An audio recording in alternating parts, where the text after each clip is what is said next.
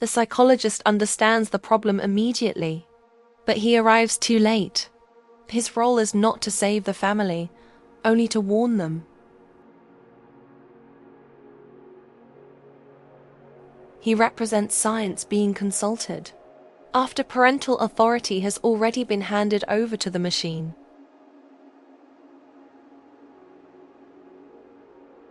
George and Lydia are not villains. They are comfortable. They confuse technology with care, and silence with harmony. By outsourcing presence, they also outsource authority.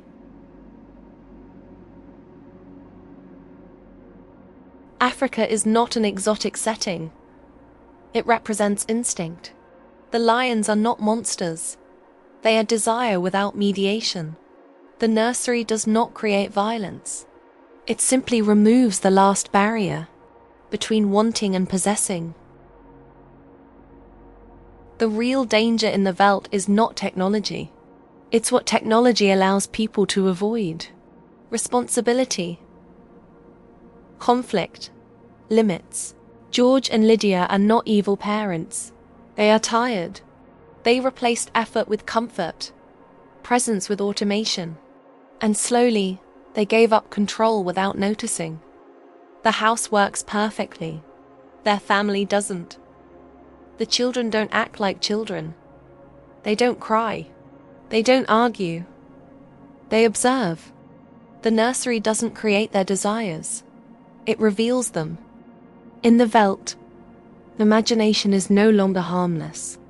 The psychologist understands the problem immediately. The room reflects subconscious hostility, repressed anger, a wish for the parents to disappear. But understanding doesn't stop tragedy. Action does, and no one acts in time.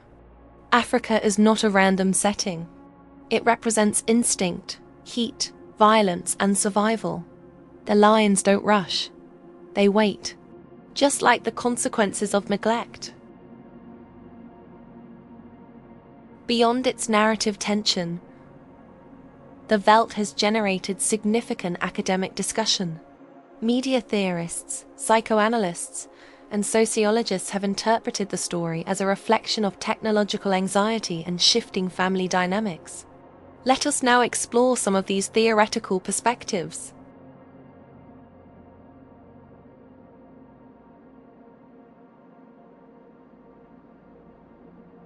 Media theorist McLuhan argued that the medium is the message.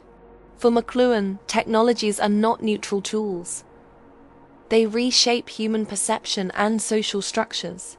In the Veldt, the nursery is not merely a machine. It becomes the psychological center of the family. The children no longer relate to their parents directly. They relate through the technological environment that replaces them.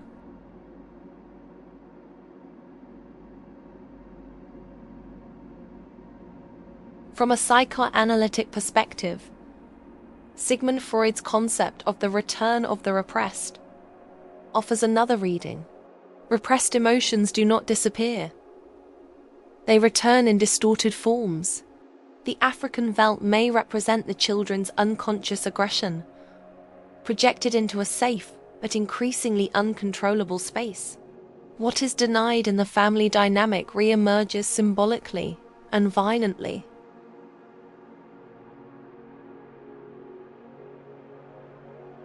Donald Winnicott argued that healthy development requires manageable frustration. Children must encounter limits to form a stable sense of self. In the happy life home, frustration is eliminated. Desire is instantly satisfied. But without boundaries, emotional growth collapses. Sociologist Christopher Lasch described modern society as increasingly narcissistic, where comfort replaces responsibility. George and Lydia fear losing their children's affection more than losing authority. The tragedy of the Veldt is not technological malfunction. It is parental abdication. If critics and theorists helped us understand the psychological and philosophical depth of the Veldt, The story did not remain confined to academic debate. Its unsettling vision of technology and family life crossed into other artistic forms, especially cinema and theatre, where its themes gained new bodies, new voices, and new audiences.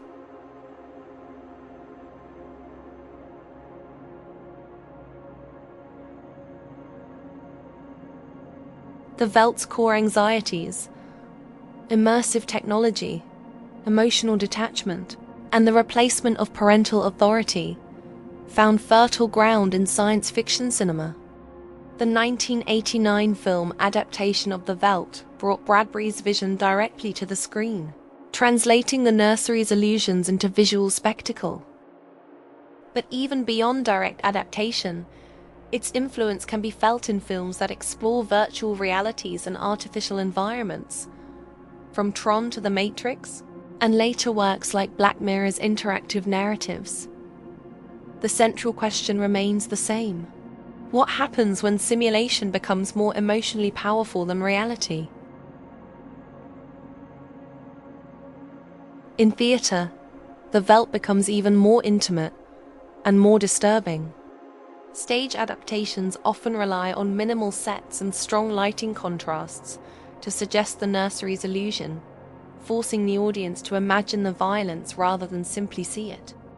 The result is psychological tension instead of spectacle.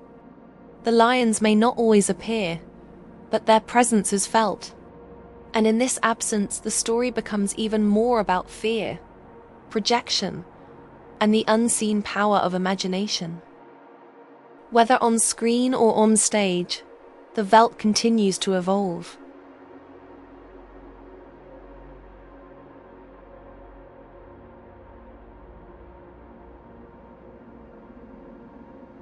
Each adaptation reinforces its warning.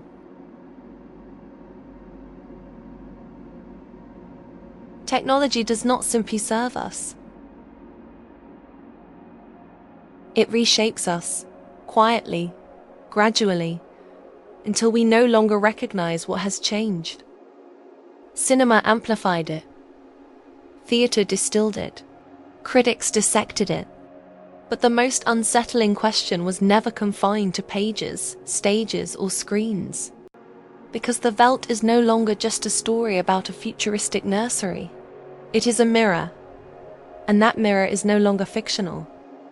What once seemed like speculative exaggeration now feels disturbingly familiar. Walls that respond to our desires. Machines that anticipate our emotions. Children more emotionally attuned to screens than to parents. Comfort replacing confrontation.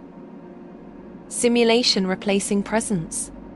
Bradbury imagined a family slowly displaced by its own technology. We are living in a time where that displacement is no longer symbolic. So the question shifts.